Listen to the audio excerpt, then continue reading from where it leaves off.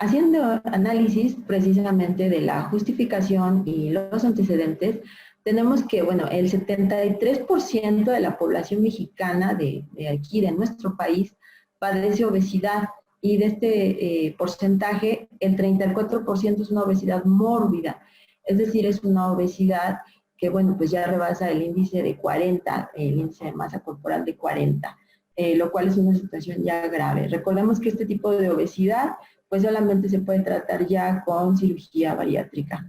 Entonces, bueno, es grave esta parte. La distribución es, pues, 42.8% para las mujeres y 38% para los hombres. Aquí, bueno, pues tenemos que recordar que somos más mujeres que hombres y, bueno, pues aquí obviamente por eso va a haber más mujeres con obesidad, pero también no es una justificación. Tenemos que reconocer que las mujeres pues hemos favorecido más esta situación, ¿sí? El 52% de los recursos del IMSS, del Instituto Mexicano del Seguro Social, son destinados a enfrentar patologías crónicas, una de las principales, pues la diabetes, ¿sí? Y de acuerdo a la Organización Mundial de la Salud, la obesidad es una enfermedad crónica. Y bueno, este concepto que estamos poniendo aquí, quiero hacer una aclaración o un comentario. La Organización Mundial de la Salud nos da este concepto, por eso lo quise poner aquí.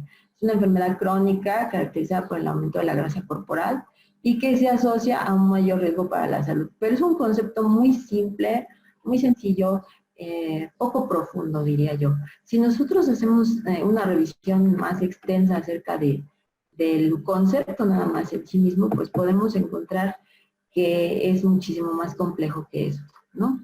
¿Y a qué nos va a llevar la reflexión acerca de la obesidad? Bueno, pues irremediablemente vamos a tener que caer en que la obesidad está relacionada con el síndrome metabólico. El síndrome metabólico se compone pues de la agrupación de una serie de factores de riesgo cardiovasculares, como es la obesidad abdominal, la elevación de la presión arterial, la intolerancia a la glucosa, la resistencia a la insulina, la dislipidemia, caracterizada por aumento de triglicéridos, de colesterol, de lipoproteínas de alta densidad, de insuficiencia cardíaca, y bueno, pues esto va a llevar también a eventos cardiovasculares como son un ictus o un infarto, o incluso hasta la muerte. Un recordatorio muy sencillo. Hablando o continuando, platicando de lo que son los conceptos básicos, tenemos que, bueno, el síndrome metabólico también nos va a dar un acúmulo de depósitos de lípidos en diferentes órganos, en diferentes tejidos, como son los miocitos, los hepatocitos, y esto produce lipotoxicidad. Recordemos simplemente, el hígado graso no alcohólico es una de las principales complicaciones de la obesidad central. Entonces, bueno, pues hay que mencionarlo. La obesidad también nos puede llevar a una insuficiencia cardíaca en relación con una enfermedad pulmonar obstructiva y apnea del sueño. Hay que recordar que un alto porcentaje de los pacientes con obesidad, por supuesto recordemos que la obesidad se caracteriza por la obesidad, por la distribución central, como ya habíamos dicho, pues esto va a restringir la mecánica pulmonar y va a condicionar que tengamos procesos ventilatorios no adecuados, y eso nos lleva a enfermedad y sobre todo a las manifestaciones en la apnea del sueño, que próximamente tendremos una plática con un experto en apnea del sueño para que veamos todas las consecuencias simplemente de esta patología que está ligada a la obesidad, y bueno, obviamente faltan muchísimas más. El aumento de la resistencia periférica provoca hipertensión, esto porque, bueno, incrementa el trabajo cardíaco, el gasto cardíaco, y la sobrecarga crónica excesiva pues lleva finalmente al desarrollo de hipertensión. La obesidad también, como ya dijimos, provoca dislipidemia y sobre todo, que es la parte en la que nos vamos a abocar el día de hoy, pues nos provoca un estado inflamatorio crónico. Y este es en el que vamos a hacer una pausa el día de hoy para revisarlo de manera muy sencilla. Vamos a empezar a hablar un poquito de lo que es precisamente la inflamación en la obesidad, o lo que se ha llamado de manera reciente la lipoinflamación. Y bueno, ¿qué es la lipoinflamación? Pues es un estado inflamatorio crónico de bajo grado a nivel local con repercusiones sistémicas, ¿sí? Este componente de lipoinflamación se da en el tejido adiposo con los adipocitos y los preadipocitos. En el tejido adiposo existen otras células, no nada más los adipocitos y los preadipocitos. Si nosotros recordamos, o bueno, los que a lo mejor, yo sé que todos aquí son muy jóvenes, pero a lo mejor si por ahí está alguno de mis alumnos, algún día le voy a enseñar un libro de hace 20 o 30 años en el cual las menciones acerca del tejido adiposo pues eran muy breves, simplemente decía que era un acúmulo de células adiposas almacenando grasa y punto. El conocimiento que se tenía acerca del tejido adiposo era muy limitado. Realmente no se le consideraba más que un tejido de almacenamiento, simplemente para guardar ácidos grasos en manera de grasa, de gotas de grasa dentro de la célula del adipocito y que en un momento dado se iban a ocupar como una reserva energética. Más allá de eso, pues no considerábamos al tejido adiposo. Hoy sabemos que el tejido adiposo es un órgano endocrino que tiene implicaciones autócrinas y parácrinas, además también endocrinas, por supuesto. Y que, bueno, manda señales a todo el organismo y esas señales tienen repercusión sistémica. Hoy sabemos eso y bueno, de ahí viene el origen de las patologías que están en este momento matando a la población. Entonces, bueno, no solamente tenemos adipocitos y preadipocitos, también tenemos células endoteliales, tenemos pericitos, fibroblastos, mastocitos y ojo, algo muy importante, en el tejido adiposo hay macrófagos y hay células T. Es decir, tenemos componentes inmunológicos, células de inmunidad, cosa que no se había contemplado antes. Y que bueno, nos va a dar nos va a relacionar esta respuesta inmunológica que vamos a ver más adelante. Y bueno, quiero que nos centremos ahorita precisamente en imaginarnos un poquito cómo se ve o cómo va a funcionar el tejido adiposo. Todas estas sustancias mensajeras endocrinas, parácrinas y autócrinas que produce el tejido adiposo se conocen de manera general como adipocitoquinas. Y bueno, porque vienen del tejido adiposo. Aquí tenemos una pequeña lista. Se han encontrado más de 200, o sea, son muchísimas. Pero en este caso vamos a hacer una reflexión acerca de las más relevantes para el proceso inflamatorio, que es el que ahorita nos ocupa. Tenemos, por supuesto, a la lectina, a la adiponectina, a la resistina, al factor de necrosis tumoral alfa, a la interleucina 6, ojo con estas interleucinas, la 6, ¿sí? La proteína quimioatrayente de monocitos, ojo también con esta proteína, que es una proteína quimiotáctica. Recordemos que el proceso de quimiotaxis es ese proceso que se desencadena para incrementar una respuesta en la cual se atrae a más células hacia un punto a responder, valga la redundancia, a incrementar la respuesta fisiológica hacia una zona.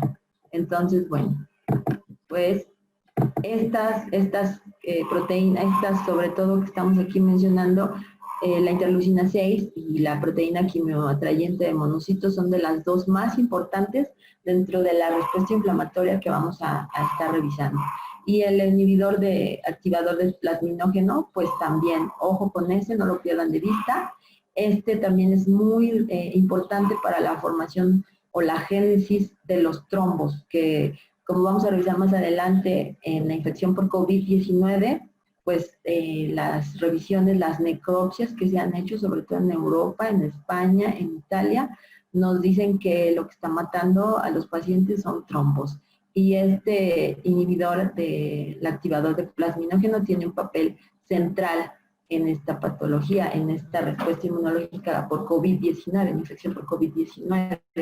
Pero vemos que en el paciente obeso todos estos están incrementados de manera importante. Por lo tanto, un paciente obeso tiene todas estas adipocitoquinas a todo lo que da y bueno, pues va a ser un factor predisponente o un factor de vulnerabilidad en aquellos pacientes obesos que contraigan infección por COVID, ¿sí? Y es una reflexión que vamos a hacer más adelante. Y bueno, vamos a imaginarnos que en el tejido adiposo, pues todos hemos visto las células adiposas, todos hemos visto cómo está distribuido el tejido adiposo, y bueno, lo que va a pasar al inicio de la obesidad, pues es que primero vamos a tener una hiperplasia en el tejido adiposo.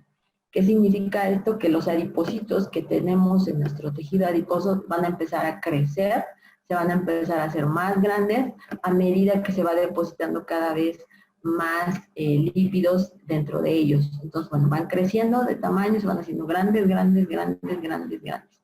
Una vez que se han hecho grandes, pues, y que a lo mejor sigue, bueno, creciendo esta obesidad, se sigue depositando grasa en los adipocitos y ya no pueden crecer más, ya están al tope, hasta el full.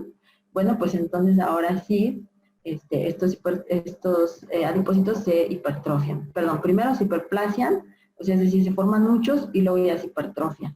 Entonces, este tejido adiposo pues empieza a crecer, tanto en número como en tamaño. Primero crece en el número de adipocitos, ahí me equivoqué, perdón, es primero una hiperplasia, o sea, se hacen muchos y luego se hacen gorditos, valga la expresión, pues se hacen muy llenos, muy grandes de grasa y se empiezan a saturar.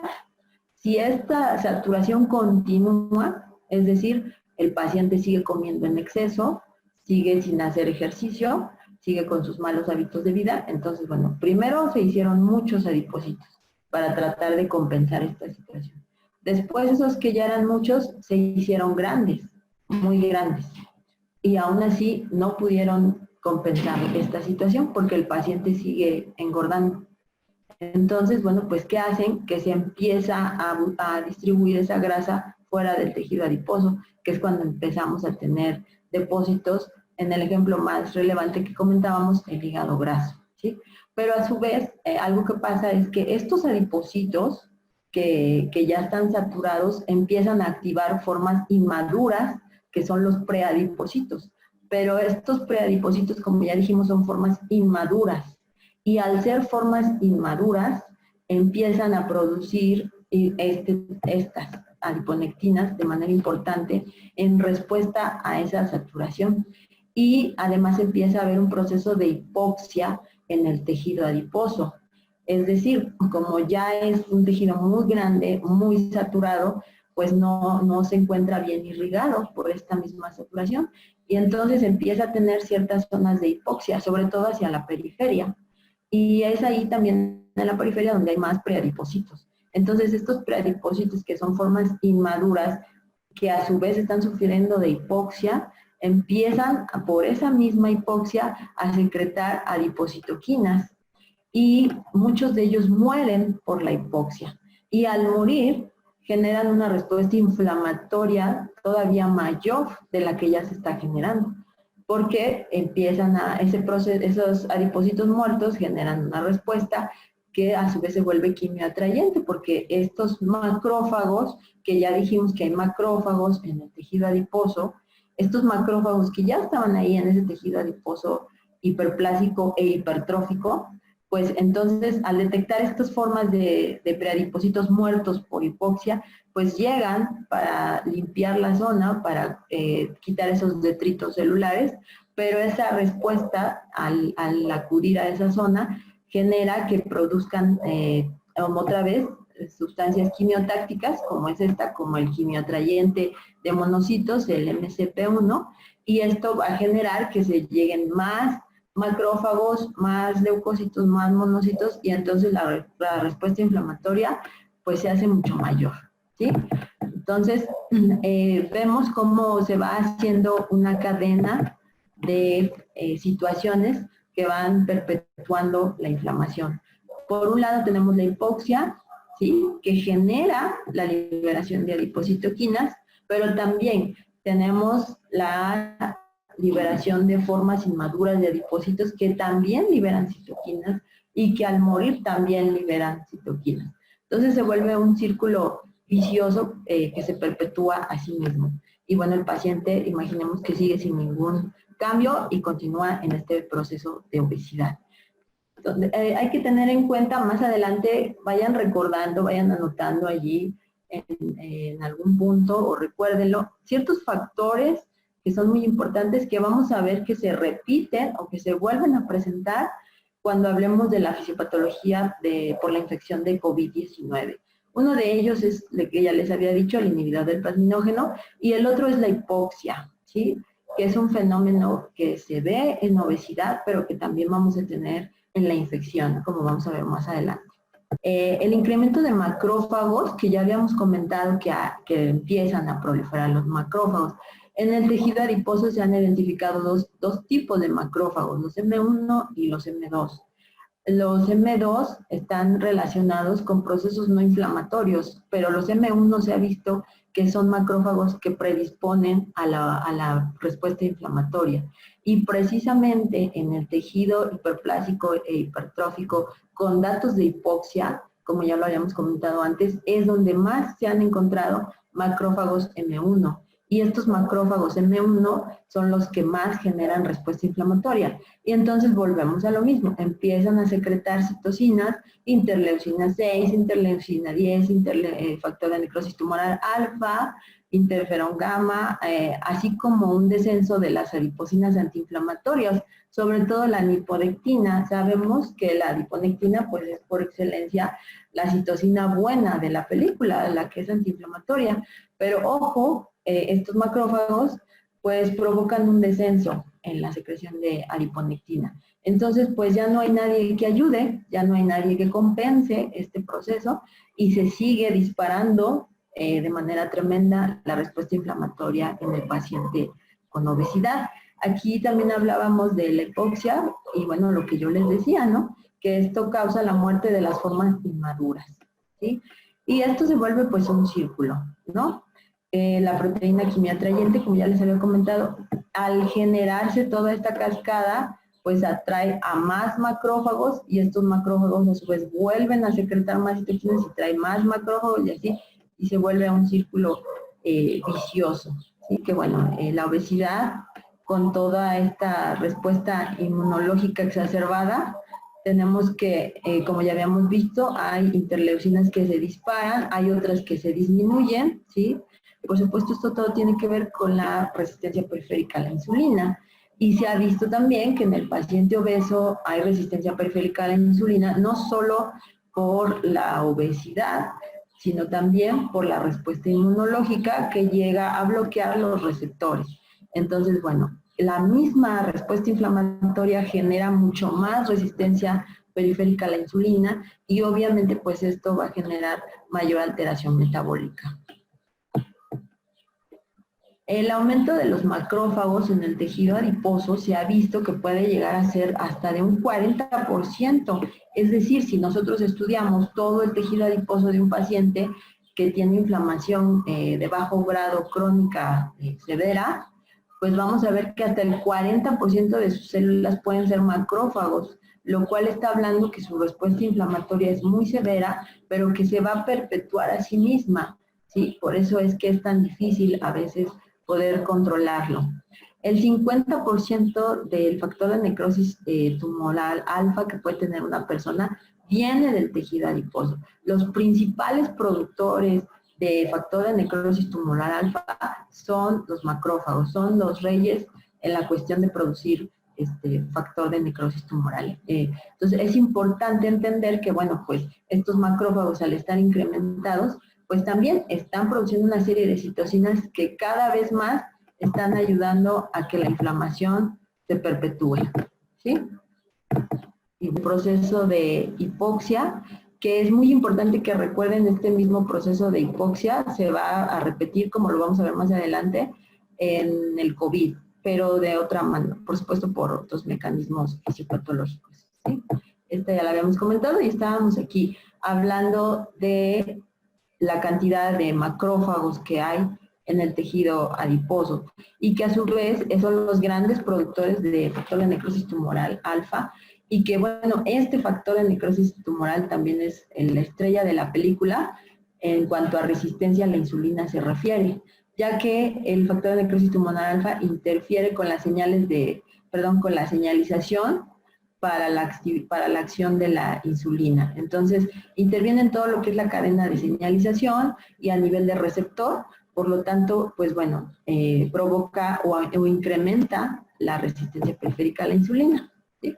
Y bueno, aquí igual es una imagen muy famosa, creo que todos la hemos visto en algún momento, pero bueno, es como que la manera más didáctica de que lo podamos ir viendo. La obesidad, pues obviamente ya habíamos dicho, provoca infiltración a otros tejidos, como es el tejido miocárdico, el tejido hepático, que ya habíamos comentado también, aumenta la circulación de ácidos grasos, aumenta por supuesto el tono simpático, lo cual va a contribuir también a que se produzca hipertensión, además de la resistencia periférica incrementada, ¿sí? Por supuesto, la resistencia periférica a la insulina, la inflamación que ya estamos viendo, la resistencia también periférica a la leptina. Se ha visto que existe también importante resistencia periférica a la leptina. De hecho, sabemos, y ustedes también lo saben, que el paciente obeso no solo tiene resistencia periférica a la insulina, sino también resistencia periférica a la leptina y cursa con hiperinsulinemia e hiperleptinemia. Y como vamos a ver más adelante, pues también va a tener el fibrinógeno elevado, las lipoproteínas también elevadas y bueno, todo este perfil metabólico tan complejo del paciente obeso.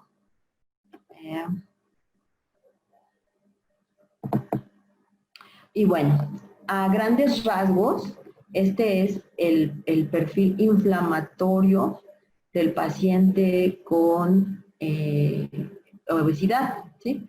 Vamos a hacer una pausa aquí breve en cuanto a hablar de obesidad y vamos a hacer una pequeña reflexión acerca de COVID y después vamos a unir ambas reflexiones en el aspecto inflamatorio, ¿sí? Entonces, bueno, hablemos un poquito de esta parte de la infección por COVID-19. Cuando empezó, y bueno, hay que aclarar y hay que comentar que todos, incluso los más expertos a nivel mundial, pues todos hemos estado aprendiendo con el proceso, con el transcurso de la pandemia, hemos estado aprendiendo acerca de la infección por COVID y de todo el aspecto fisiopatológico, porque incluso se ha visto que no solamente es una afectación a nivel pulmonar, se han encontrado alteraciones dermatológicas, alteraciones gastrointestinales, alteraciones en sistema nervioso central, ¿sí? Entonces, bueno, pues esta infección podríamos decir que no solo es pulmonar, es sistémica. Y bueno, al paso de la epidemia, como les comentaba, las investigaciones son las que nos han ido dando la luz para saber cómo la vamos a enfrentar. Entonces, bueno, pues se ha visto a través de los estudios prospectivos, sobre todo de las necropsias, y esto comenzó en Italia, porque bueno, cuando se dio el gran boom de los muertos en Italia, que incluso rebasó a China, pues todo el mundo se empezó a preguntar por qué estaba pasando esto. Y se empezaron a hacer necropsias, y estas necropsias empezaron a encontrar que el paciente tenía trombos o microtrombos o zonas de isquemia o infartos cerebrales. Y sobre todo, bueno, estas zonas de isquemia o de trombos a nivel pulmonar. Se han encontrado en la periferia, en miembros pélvicos, en el corazón, etcétera, pero su predominio ha sido en el pulmón, en el parénquima pulmonar. Y esto, bueno, pues ha dado pie a toda una investigación y se ha visto que este proceso de sepsis por COVID-19 produce una disfunción endotelial a nivel respiratorio, en el parénquima pulmonar.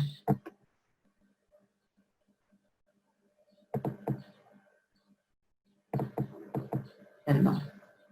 Y bueno, aquí voy a quitar tantito la imagen.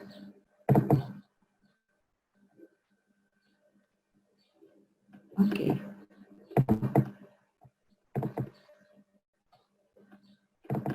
Perdón.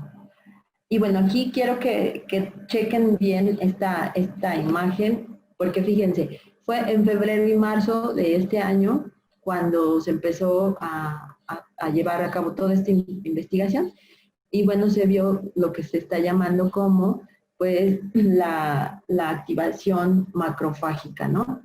en este caso, esta activación macrofágica, pues se basa o se explica fisiopatológicamente en la proliferación de células proinflamatorias, macrófagos sobre todo, en la hipersecreción de interleucinas, y chequen que siguen siendo las mismas que estaban en la obesidad.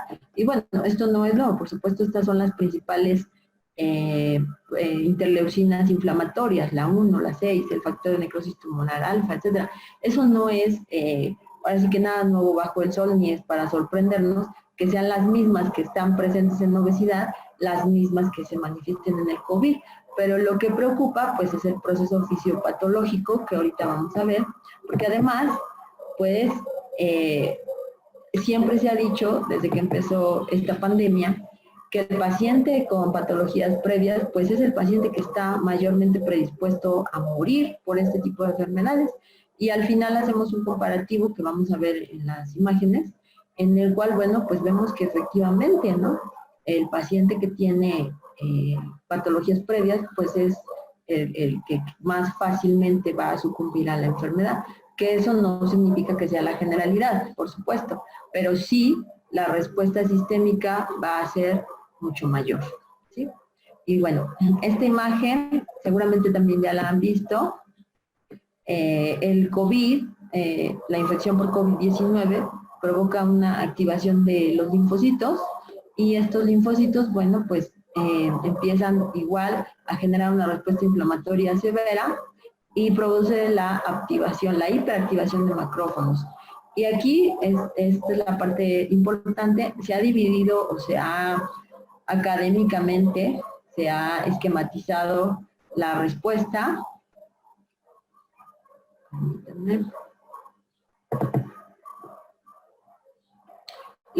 Por aquí tenemos algunas, creo que quieren hacer algunas preguntas. Les vuelvo a pedir si me pueden hacer las preguntas vía WhatsApp para que podamos seguir con la plática.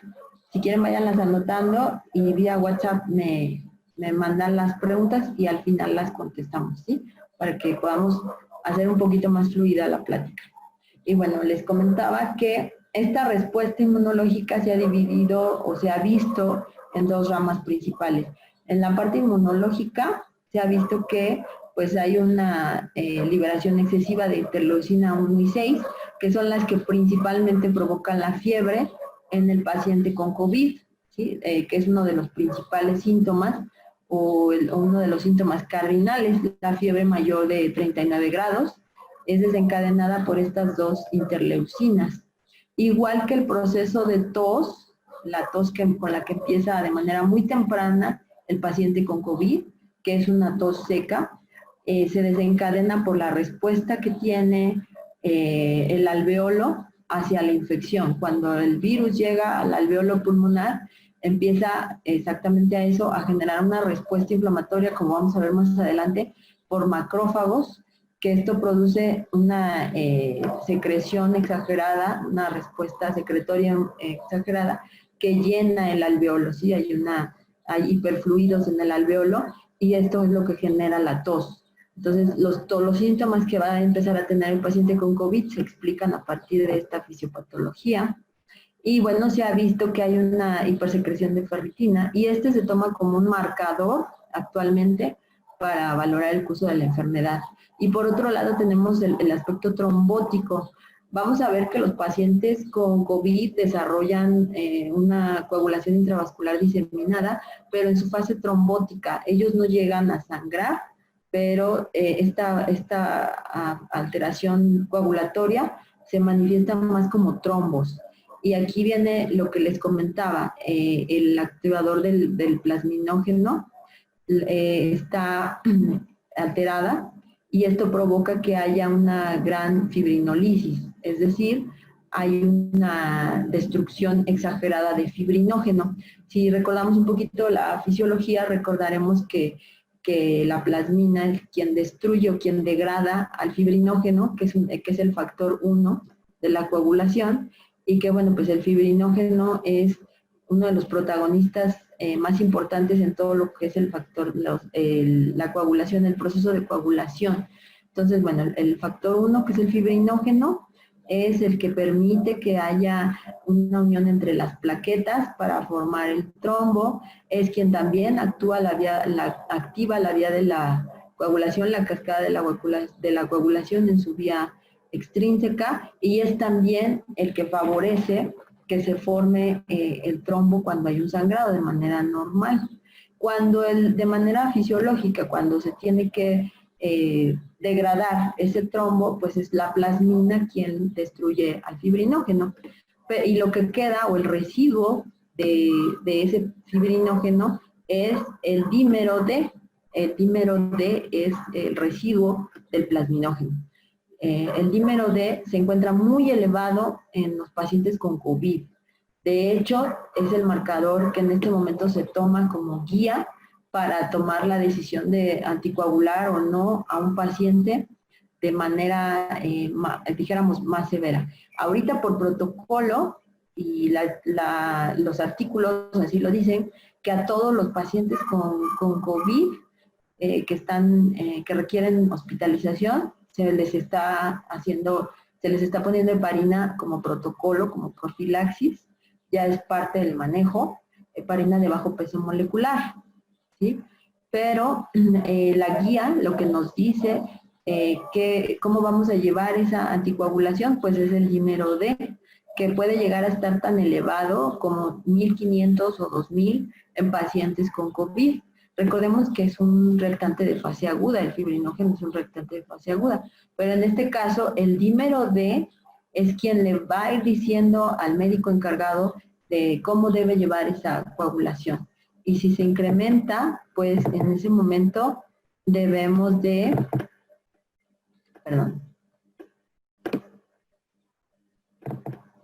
si se incrementa el dímero D, se tiene que aumentar la dosis de heparina. Y se puede llegar hasta dosis de 1.5 miligramos por kilo de peso de heparina de bajo peso molecular en el manejo del paciente con COVID. Pero es este dímero D, la estrella de la película, el que va a decir cómo debe de manejarse el paciente. Y es un factor también de predicción de cómo va evolucionando el paciente.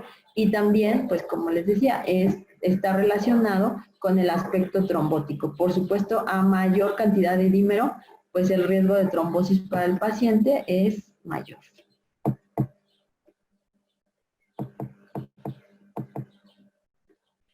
Y bueno, aquí tenemos que, vamos a hablar un poquito de lo que es la disfunción endotelial para entender por qué está pasando tanto en COVID-19, en la infección por COVID-19, tanto en obesidad, por qué está pasando esta respuesta inflamatoria severa que es la que está generando los procesos inflamatorios, ¿sí? Y bueno, es muy importante tener en cuenta la disfunción endotelial. Si nosotros recordamos un poquito nuestras clases de fisiología y nos acordamos un poquito de lo que nos mencionaban los maestros, la famosa triada de Virchow, que bueno, nos explicaba muchas cosas en fisiopatología, pues esa triada está presente totalmente aquí en ambas patologías, tanto en COVID como en obesidad. La triada de Virchow, pues nosotros recordamos, es éstasis, ¿sí? Es daño endotelial y es un estado de procoagulabilidad. Entonces, bueno, este trío, de factores está presente tanto en obesidad como en COVID-19. Y aquí vamos a explicar un poquito cómo es que se manifiesta esta triada a nivel más específico. Por un lado tenemos que hay una disminución en la síntesis de óxido nítrico, ¿sí? Y de prostaxiclina G12. También tenemos un aumento en la liberación de endoperóxidos. Hay que recordar que tenemos incrementada tanto el nivel de endoperóxidos como el nivel de especies reactivas de oxígeno, ¿sí? Esto quiere decir que tenemos un estrés oxidativo muy severo, muy severo, tanto en COVID como en obesidad, ¿sí? La endotelina también está incrementada, la función del músculo liso de la musculatura lisa de los vasos, pues también está alterado y esto provoca que tengamos problemas con la vasodilatación, ¿sí? Hay una pérdida en el balance de los factores vasoconstrictores, ¿sí? Y vasodilatadores.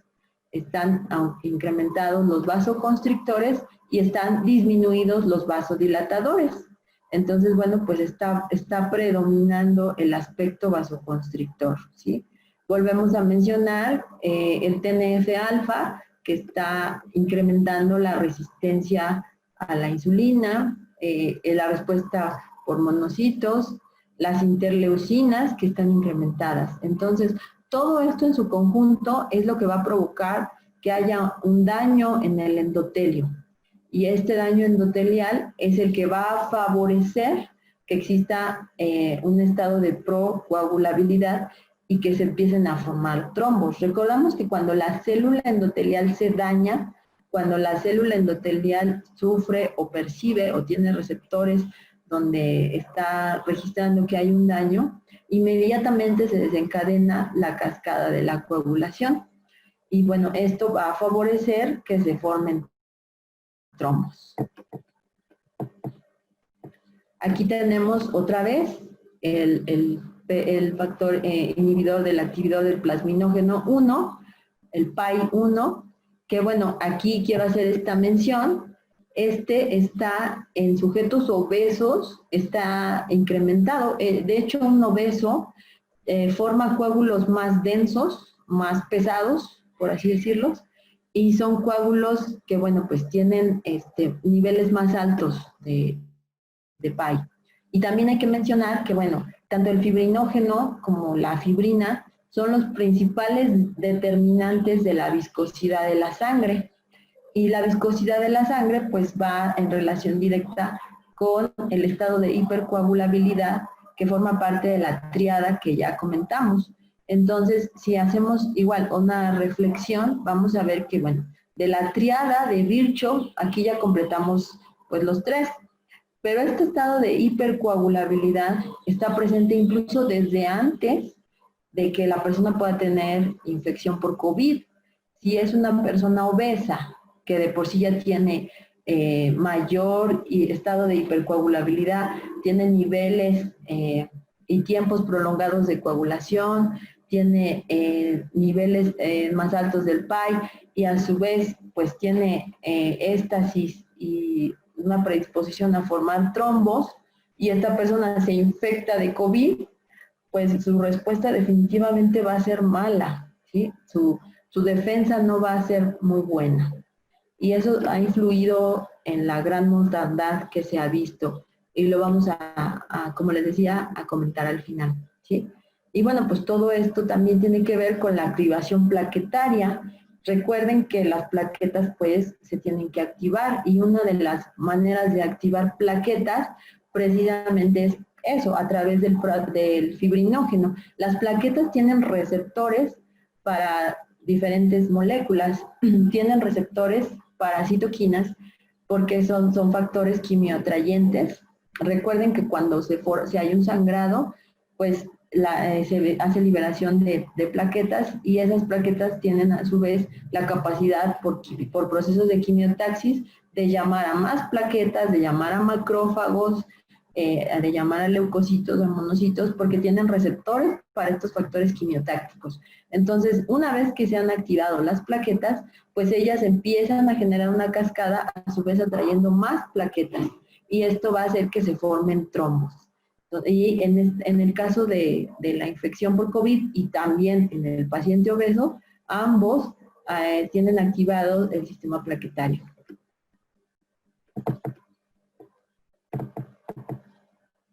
Y bueno, aquí tenemos igual, esta imagen me gustó mucho, creo que también es famosa, pero a mí me parece muy buena, por eso la quise ocupar.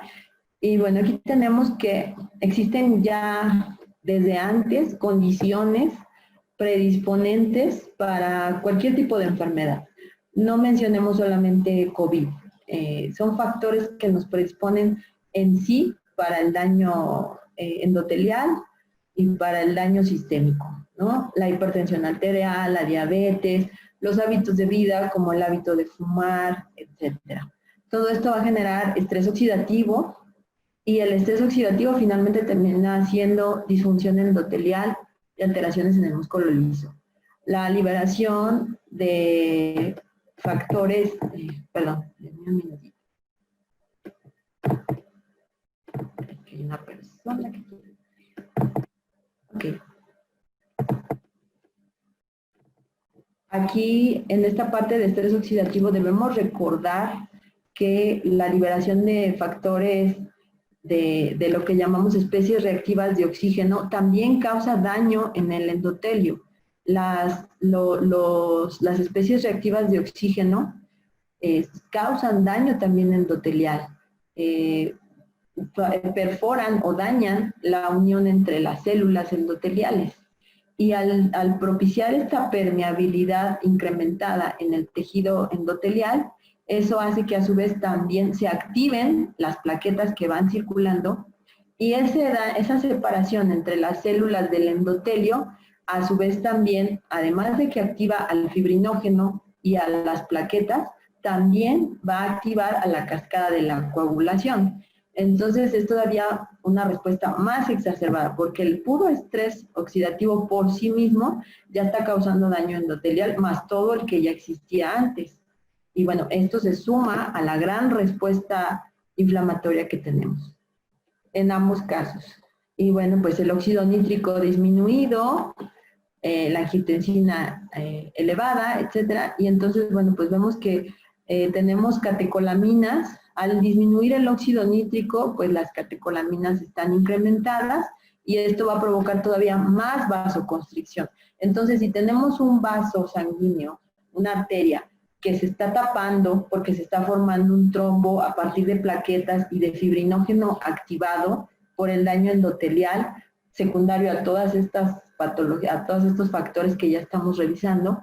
Entonces, bueno, se está formando el trombo, pero a la vez ese vaso que de por sí ya se está tapando por la formación del trombo, se está vasoconstriñendo, entonces de por sí se va a ver más reducida la luz arterial, ¿sí? Y va a terminar causando un infarto o una zona de trombosis total, ¿sí? La agregación plaquetaria, que ya habíamos dicho, todos estos factores que ya hemos mencionado, terminan activando plaquetas que terminan siendo un trombo. Entonces, la agregación plaquetaria es uno de los principales factores. Las citocinas que generan toda esta respuesta inflamatoria que ya estamos viendo, ¿sí? Y que, bueno, finalmente en algún momento esta placa se va a romper o va a haber proteólisis por los mismos factores inflamatorios y, bueno, va a terminar en una ruptura, ¿sí? Y, bueno, pues todo lo que viene ya después. Entonces, aquí vemos cómo los factores inflamatorios, los factores de activación plaquetario, los factores de estrés oxidativo, el daño endotelial, la tríada de Virchow, etcétera, todo se empieza a sumar para que el proceso fisiopatológico termine en trombos y en coagulación. Y bueno, volviendo un poquito, esto lo estamos comentando de manera general y esto que estamos diciendo es el panorama inflamatorio o el panorama general para las dos patologías o para las dos situaciones clínicas que estamos comentando, tanto para COVID como para el paciente con obesidad. Lo que pasa es que el paciente con obesidad presenta todo esto de manera continua y dijéramos de manera estable, no tiene algún factor que provoque una reacción aguda. Recordemos que existe el concepto de el obeso metabólicamente sano, ¿sí? Hay obesos que son muy gorditos, pero que si nosotros les tomamos niveles de estos factores, pues salen normales. Eso no quiere decir que no esté en riesgo cardiovascular. Simplemente quiere decir que está en un proceso. Recuerden que todo esto es un continuo, es un proceso y que, bueno, se va presentando a lo largo del tiempo. En el caso de la infección por COVID, pues es un proceso agudo por un microorganismo que está invadiendo.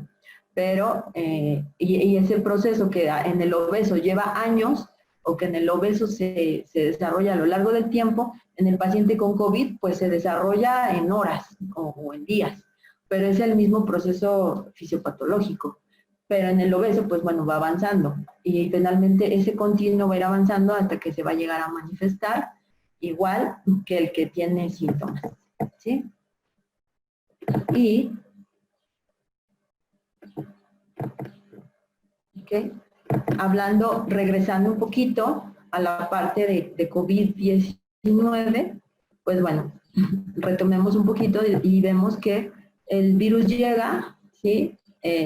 Y al ingresar, cuando se adquiere la infección por COVID, el COVID llega al alveolo pulmonar y ahí en el alveolo recordemos que están los neumocitos tipo 2, está el tejido intersticial y también hay macrófagos. Estos macrófagos otra vez vuelven a ser la estrella de la película porque los macrófagos al detectar la presencia del virus pues empiezan a secretar interleucina 6 y factor de necrosis tumoral alfa, interleucina 1 y el interferón gamma. Son las principales moléculas que en ese momento secreta el macrófago. Y esta respuesta, pues igual, vuelve a generar una respuesta quimiotáctica, porque estas sustancias a su vez van a reclutar a más macrófagos y la respuesta se va a expandir. Y era lo que decíamos, esta respuesta inflamatoria exagerada dentro del alveolo es el que va a provocar que se dañe la membrana alveolar y que también se dañe la membrana endotelial y que empiece a haber un compromiso en la ventilación, en el intercambio gaseoso. Y es cuando empezamos a tener alteraciones de la ventilación y de otro tipo. Pero entonces aquí, volviendo al tema de la inflamación, pues son los macrófagos quienes van a iniciar esta respuesta, ¿sí? A su vez, esta misma inflamación es la que va a provocar el daño endotelial, por lo que explicábamos anteriormente. Va a haber una respuesta inflamatoria que va a generar la liberación de especies reactivas de oxígeno, que va a dañar y va a separar las células del endotelio, va a causar una hipercoagulabilidad, va a activar la cascada de la coagulación, va a activar al fibrinógeno, va a activar las plaquetas y entonces, bueno, va a generar un estado protrombótico. Y este estado protrombótico va a desencadenar en una trombosis pulmonar microvascular, perdón, aquí hay un dedazo, microvascular, que es lo que se ha encontrado en las autopsias. Lo que revelan las autopsias de los pacientes, sobre todo en Europa, que es donde más se han hecho estas autopsias, estamos hablando de que este conocimiento nos viene de España, de Italia, de Francia, pues nos dicen que la infección por COVID lo que provoca es trombosis pulmonar microvascular, ¿sí? Eso es lo que se encuentra cuando estamos haciendo las autopsias.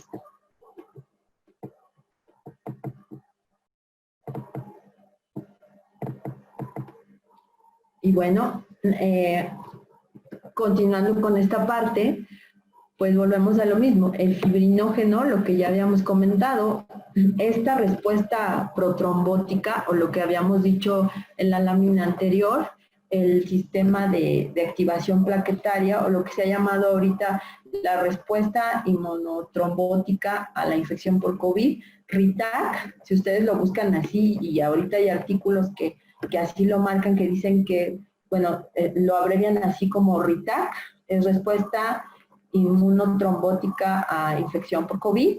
Si ustedes buscan estos artículos, les va a hablar de manera importante del fibrinógeno como uno de los principales protagonistas de este proceso inflamatorio. Entonces, bueno, el fibrinógeno, como ya habíamos dicho, se inactiva por plasmina, que forma el dímero D. Pero este dímero D va directamente a activar macrófagos, ¿sí? El dímero D, los macrófagos tienen receptores para captar al dímero D y este dímero D va a activar a esos macrófagos y va a liberar proteína quimioatrayente de macrófagos, que la habíamos mencionado también en obesidad, y esta proteína quimioatrayente de macrófagos va a atraer más macrófagos y esto va a producir a su vez una señal al hígado para que produzca más fibrinógeno.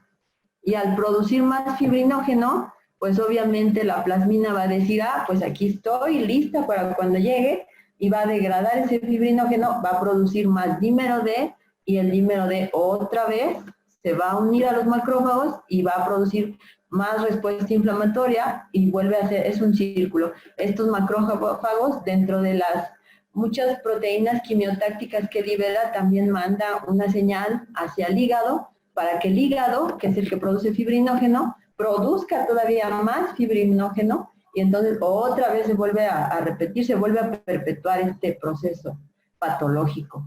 Entonces, bueno, esta es una de las respuestas más importantes que se ha visto tanto en COVID como en procesos de inflamación crónica. Y bueno, pues finalmente aquí es lo que les pongo. El daño endotelial está pues totalmente presente, está todo lo que da, y la inflamación pues también, ¿sí? Entonces, estos procesos son los procesos básicos en cuanto a la respuesta inflamatoria. Y bueno, llegamos a la parte final o a la parte de nuestra reflexión a todo esto. Como hemos visto, el proceso fisiopatológico o el proceso de la respuesta inmunológica sistémica es complejo y además de ser complejo, pues es un sistema que se perpetúa a sí mismo. En los pacientes con COVID se ha visto que esta respuesta inflamatoria tan compleja, que está dando trombosis, que está dando coagulación intravascular, etcétera, termina desarrollando una falla orgánica múltiple y es cuando la persona fallece, ¿sí?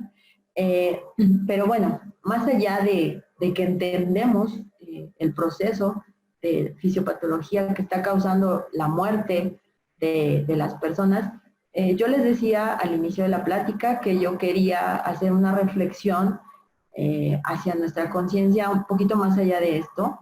Y bueno, vamos a ver aquí que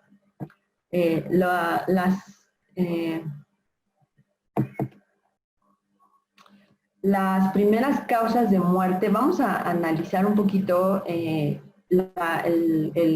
la situación a partir de la infección por COVID-19 en 3 países, o a comentar lo que pasó en 3 países, que fue Italia, Estados Unidos y nuestro país. Y mencionamos a Italia y a Estados Unidos porque pues son los más representativos en este momento, ¿no? En Italia actualmente ya se está controlando un poco, pero en Estados Unidos sigue siendo todavía complicada la situación. Entonces, vamos a analizar un poquito las primeras causas de muerte en Italia. Olvidémonos ahorita un poquito del COVID, antes de que pasara todo esto de COVID. Las primeras causas de muerte en Italia eran enfermedades cardiovasculares, diabetes, ¿sí? Enfermedades como la hipertensión, ¿sí? Italia es una población mayor, su población, sus adultos mayores ocupan un número importante. Allá son 14 millones de personas que tienen más de 65 años. Esto equivale a un 22% de la población y su edad media es de 45.7. Es una población adulta, ¿sí? En Estados Unidos, ¿qué pasa? En Estados Unidos tenemos que sus principales causas de muerte son enfermedades del corazón, cáncer, enfermedades respiratorias crónicas y accidentes cerebrovasculares, ¿sí? Se parecen a las italianas, ¿sí? Pero aquí tenemos la gran diferencia de que su media de edad es de 38.2, o sea, es una población mucho más joven. Pero sus causas de muerte, si vemos, son más o menos las mismas, ¿sí? Y ahora vamos a nuestro querido México, a nuestro país. En nuestro México, las principales causas de muerte son enfermedades del corazón, diabetes, tumores y enfermedades hepáticas y cerebrovasculares. Nuestra media de edad, aquí sí la gran diferencia es que nosotros somos un país pues mucho más joven. Nuestra media de edad es de 29 años, ¿sí? Pero, ¿qué pasa o cuál es el común denominador en los 3 casos? Pues las enfermedades crónico-degenerativas. Y si nosotros hacemos un análisis y tratamos de llegar al meollo del gran asunto, como se dice, vemos que estas enfermedades son todas relacionadas con el síndrome metabólico, ¿sí? Todas tienen que ver con síndrome metabólico, con obesidad, con diabetes, con hipertensión, con enfermedades cerebrovasculares. Todas se generan o surgen del síndrome metabólico. Y el síndrome metabólico a su vez surge de la obesidad. Por lo tanto, esto nos lleva a entender o a reflexionar en el hecho de que una población, sea del país que sea, que tiene vulnerada su salud por enfermedades crónicas, secundaria a sus hábitos de vida, secundaria a su nutrición, secundaria a su manera de vivir, pues va a ser blanco fácil de cualquier patología. Hay adultos mayores que se han salvado del COVID. En China hay, hasta ahorita que tengo yo recuerdo, que las que se han registrado, creo que sí, 3 o 5 personas de 103, 105 años que han superado la infección por COVID, pero ojo, eran personas que no tenían ninguna enfermedad. Aquí en México también ya se han dado de alta, tengo conocimiento a 2 personas de 90 y tantos años que también vencieron la enfermedad por COVID y no tenían patologías. Esto nos hace, sabemos que son casos aislados, no podemos decir que la mayoría, estadísticamente no es significativo, pero sí debemos de llamar nuestra atención a entender que si nuestro organismo, el organismo de nuestros pacientes, está ya vulnerado de manera crónica por procesos inflamatorios, trombóticos, por daño endotelial de manera crónica, por obesidad, por sobrepeso, va a tener una respuesta ya de por sí alterada. De hecho, el paciente pues ya está en sí en patología, en inflamación crónica, que es la madre de todas las enfermedades. Entonces, cuando se ve comprometida su respuesta por un factor externo, en este caso como el coronavirus, pues por supuesto que la respuesta es mala. Y si tomamos en cuenta que en este país tenemos al 70 y tantos por ciento, ya habíamos visto, 73% de la población con sobrepeso y obesidad, pues por supuesto que no nos vamos a defender bien y la mortandad va a ser mucha. Y esta reflexión la quiero y la quise compartir con ustedes porque, bueno, creo que en este momento en el que estamos separados, que nos han aislado, que nos hemos tenido que encerrar no solo en nuestras casas, sino a lo mejor un poco en nosotros mismos, creo que vendría muy bien pensar qué estamos haciendo tanto de manera individual como personal de salud, como médicos, como enfermeras, como estudiantes, como el protagonista que nos ha tocado ser, y empezar a revertir todo esto.